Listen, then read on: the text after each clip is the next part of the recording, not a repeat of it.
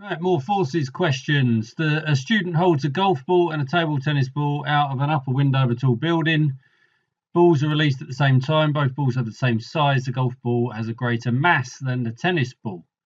Well, it was a table tennis ball at the start, so we'll assume that's what they mean there. One of the balls reaches a greater terminal velocity. Yeah, well, that'd be the golf ball, wouldn't it? They'll probably ask us why in a minute. 1. State and explain the acceleration of the golf ball immediately after it is released. So the acceleration will be equal to g, because there's no drag yet. By referring to the forces acting on the golf ball, explain what is meant by terminal velocity. So terminal velocity is when the drag is equal to the weight, so no more acceleration. No more acceleration. Explain which of the two balls reaches the greater terminal velocity.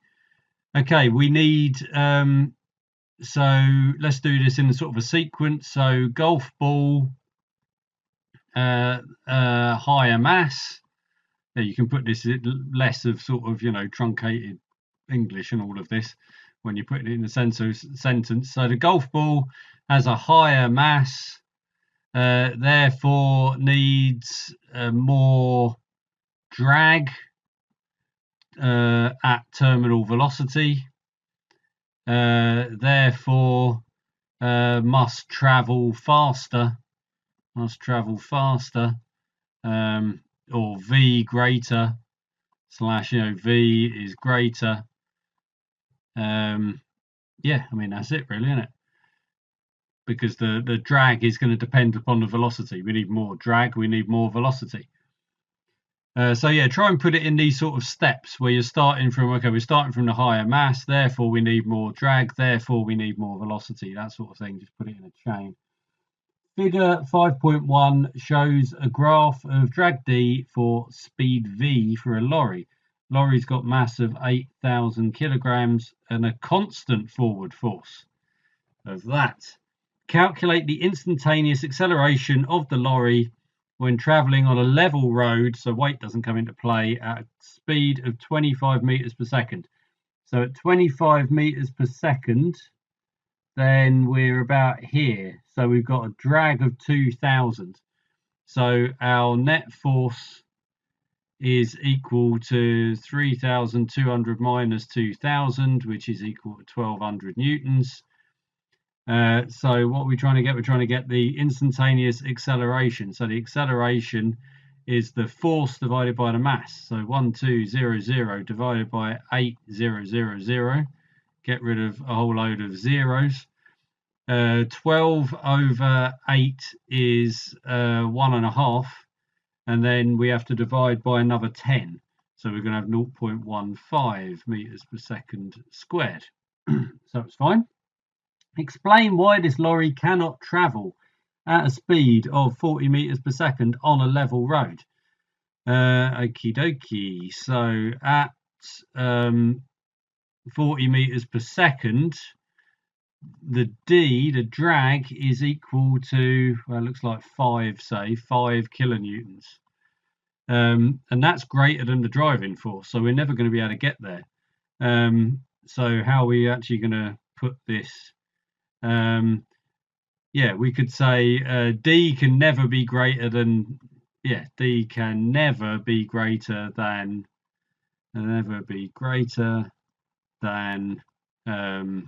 the driving force, which equals 3,200 newtons.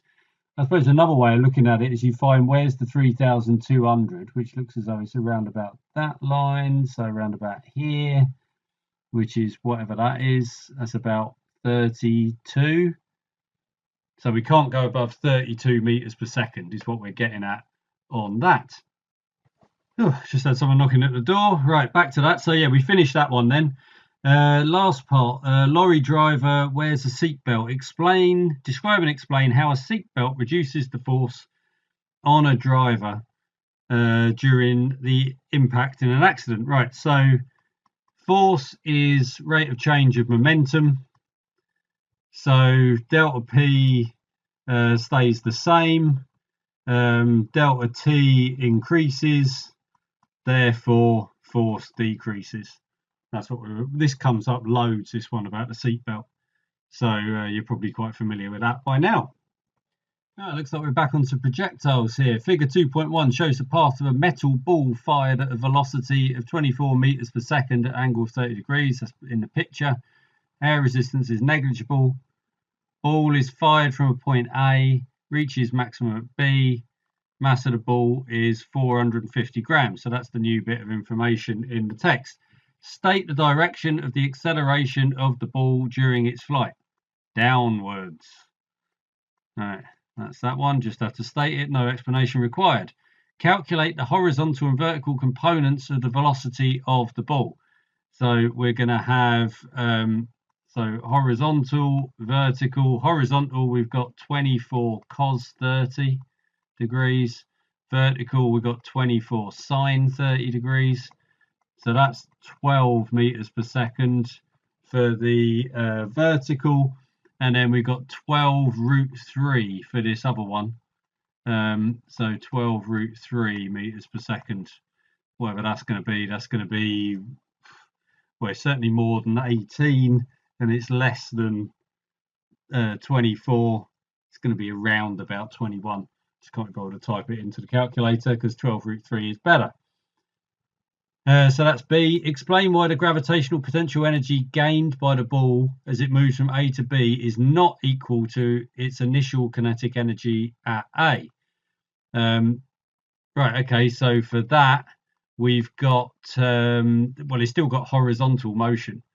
At B, the ball, the metal ball still has horizontal kinetic energy. Still has horizontal kinetic energy. Calculate the maximum vertical height of the ball. Right, a few different ways we can do this, I suppose, but we've got a half mv squared is going to be equal to our mgh. So a half of v squared, v squared is 2gh. So h is going to be v squared over 2g, which is 144.72 over g. Calculator gives us, I mean, it's clearly going to be about 7.3. 72 divided by that, 7.34, so it hasn't really moved much. 7.3, what have they, yeah, it's all 2 sig fig stuff, so we leave it there. 7.3 meters. So yeah, it was a nice quick one, that was.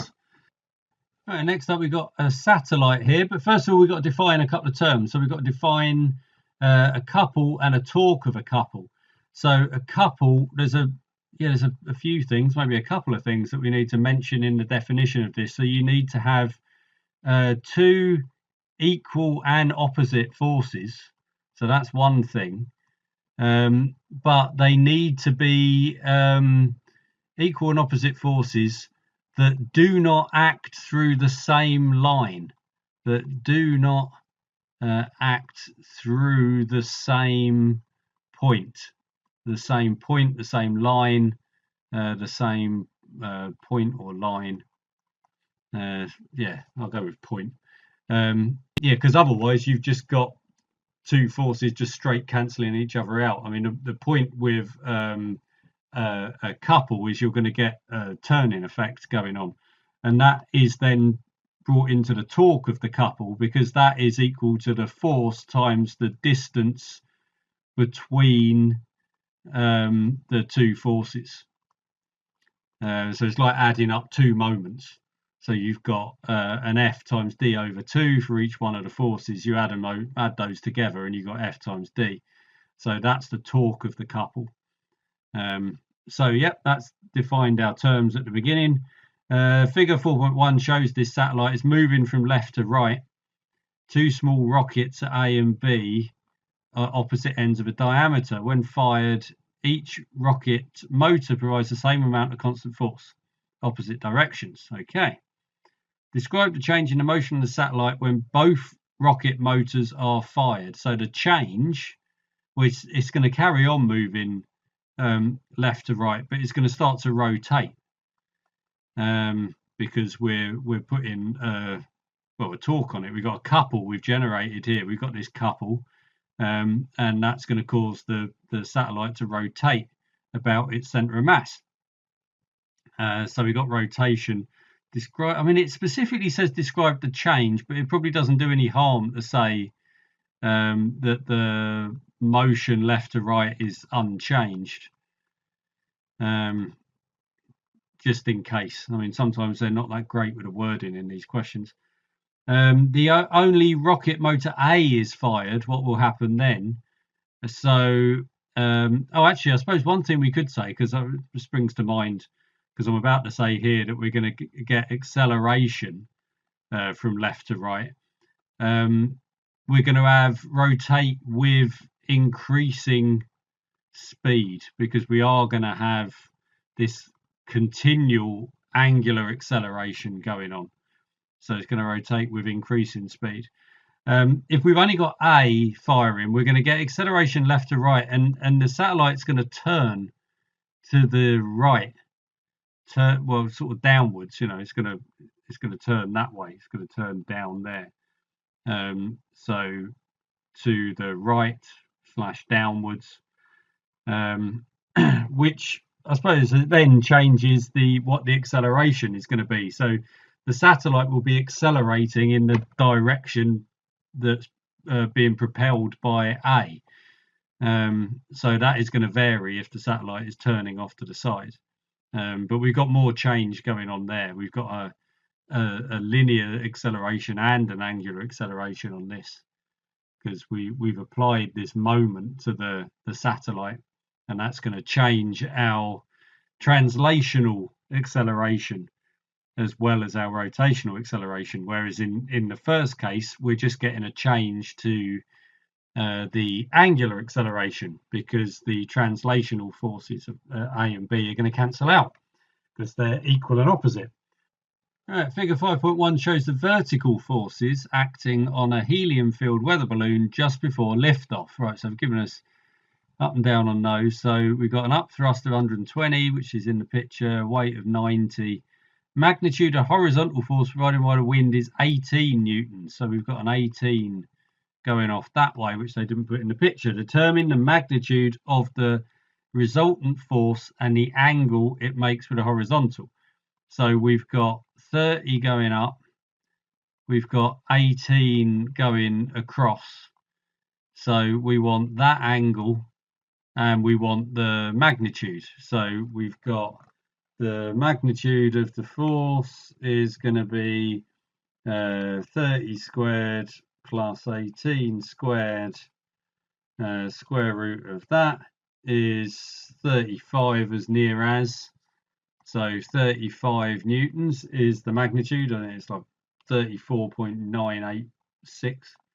So, but we're two sig figs again on all of this, so 35 newtons.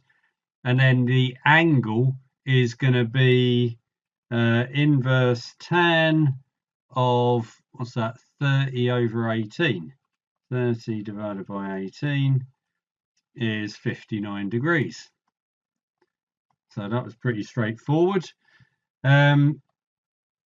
Yeah, that's all I want in that first bit. B, as the balloon rises through the air, it experiences a drag force. State two factors that affect the magnitude of the drag force on the balloon. Right, well, we always know that drag is to do with speed, so we can say the speed, there's no doubt about that. That comes up all the time. You've got the material of the balloon. That's going to matter. You know, some things are going to be sleeker than others. You've got the surface area of the balloon. Something that's got greater surface area is going to have more drag. You've got stuff to do. What can we say about the air? We could have the air pressure, which of course is all related to you could say the air density, the air temperature. All these things are interrelated. It's like how many things are hitting the, you know, how many air particles, how air molecules are hitting the balloon at a particular time, which is going to affect the drag. So there's quite a lot of things you can pick out of these. speed is always your go-to on this, and then just, yeah, well, any of them, they're all fine, aren't they?